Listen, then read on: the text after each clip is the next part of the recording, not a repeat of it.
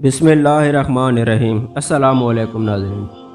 حضرت آدم علیہ السلام اور حضرت حوا علیہ السلام آرام سے جنت میں زندگی گزار رہے تھے۔ اللہ تعالیٰ نے آپ سے فرمایا تھا کہ جنت میں جو بھی پھل کھانا چاہو تم کھا سکتے ہو، مگر صرف ایک درخت کا پھل کھانے سے آپ کو منع فرمایا تھا کہ اس کے قریب بھی مت جانا۔ چنانچہ آپ دونوں ایک مدت تک اس درخت سے بچتے رہے، لیکن ان کا دشمن شیطان ان کے دل میں وسوسہ ڈالنے کی کوشش کرتا رہا۔ آخر ایک دن اس نے اپنا وسوسہ ان کے دل میں ڈال ہی دیا اور قسم کھا کر کہنے لگا کہ میں تم دونوں کا خیر خواہ ہوں، اور اللہ تعالیٰ نے تم دونوں کو جس درخت سے منع فرمایا ہے اس درخت کا پھل ایسا ہے جو وہ پھل کھائے گا وہ کبھی جنت سے نکالا نہیں جائے گا۔ پہلے حضرت حوا علیہ السلام اس شیطانی وسوسے کا شکار ہو گئی اور انہوں نے حضرت آدم علیہ السلام کو بھی اس پر راضی کر لیا اور وہ غلطی سے اس درخت کا پھل کھا بیٹھے۔ یہ حضرت آدم علیہ السلام سے ایک بھول ہو گئی تھی، ورنہ حضرت آدم علیہ السلام نبی ہوتے ہوئے ہرگز اس درخت کا پھل نہ کھاتے، کیونکہ نبی تو ہر گناہ سے معصوم ہوتا ہے۔ حضرت آدم علیہ السلام اللہ کے ہاں بہت بڑے بڑے درجات پر فائز تھے، اس لیے اس بھول پر اللہ تعالیٰ ان سے سخت ناراض ہوا۔ فوراً ہی بہشتی لباس دونوں کے جسم سے گر پڑے اور یہ دونوں جنت کے پتوں سے اپنا جسم ڈھانپنے لگے۔ اس درخت کا پھل کھانے کی وجہ سے اللہ تعالیٰ کی طرف سے حکم ہوا کہ تم دونوں جنت سے نکل کر زمین پر اتر پڑو۔ اس وقت اللہ تعالیٰ نے حضرت آدم علیہ السلام سے دو بات ارشاد فرمائی۔ ایک تو یہ کہ تمہاری اولاد میں بعض کا دشمن ہوگا، یعنی ہمیشہ آپس میں انسانی دشمنی چلتی رہے گی۔ دوسری یہ کہ تم دونوں کو زمین پر ٹھہرنا ہے اور پھر اس کے بعد ہماری طرف لوٹ کر آنا ہے۔ حضرت آدم علیہ السلام نے جنت سے زمین پر آنے کے بعد 300 برس تک ندامت کی وجہ سے سر اٹھا کر آسمان کی طرف نہیں دیکھا اور وہ روتے ہی رہتے۔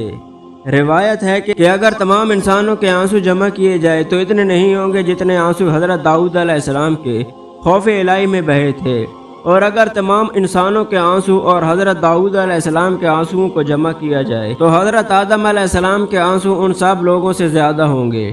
قرآن مجید فرقان حمید کی سورت بقرہ میں اللہ تعالیٰ نے ارشاد فرمایا، پھر سیکھ لیا آدم نے اپنے رب سے کچھ کلمے، اللہ تعالیٰ نے ان کی توبہ قبول کی، بے شک وہی ہے بہت توبہ قبول کرنے والا۔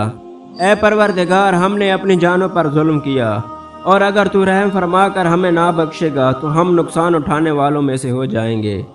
حضرت علی رضی اللہ تعالیٰ عنہ کی روایت ہے کہ جب حضرت آدم علیہ السلام توبہ کی فکر میں پریشان تھے تو ناگہاں اس پریشانی کے عالم میں یاد آیا کہ وقت پیدائش میں نے سر اٹھا کر دیکھا تھا کہ عرش الہی پر لکھا ہوا تھا لا الہ الا اللہ محمد الرسول اللہ۔ اسی وقت میں نے سمجھ لیا تھا کہ برگاہ الہی میں وہ مرتبہ کسی کو میسر نہیں جو محمد مصطفیٰ صلی اللہ علیہ وآلہ وسلم کو حاصل ہے، کہ اللہ تعالیٰ نے ان کا نام اپنے نام اقدس کے ساتھ ملا کر عرش پر تحریر فرمایا ہے۔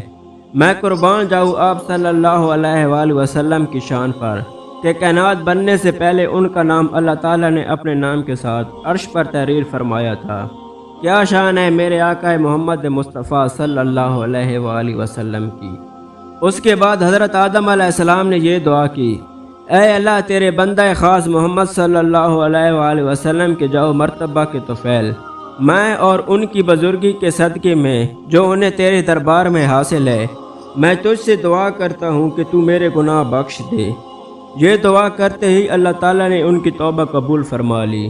اللہ تعالیٰ نے قرآن مجید فرقان حمید میں ارشاد فرمایا، پھر سیکھ لی آدم نے اپنے رب سے کچھ کلمے تو اللہ تعالیٰ نے اس کی توبہ قبول کی، بے شک وہی ہے بہت توبہ قبول کرنے والا اور مہربان۔ امید کرتا ہوں دوستو آج کی ویڈیو آپ کو ضرور پسند آئی ہوگی۔ ویڈیو پسند آئے تو دوستوں کے ساتھ ضرور شیئر کیجیے گا۔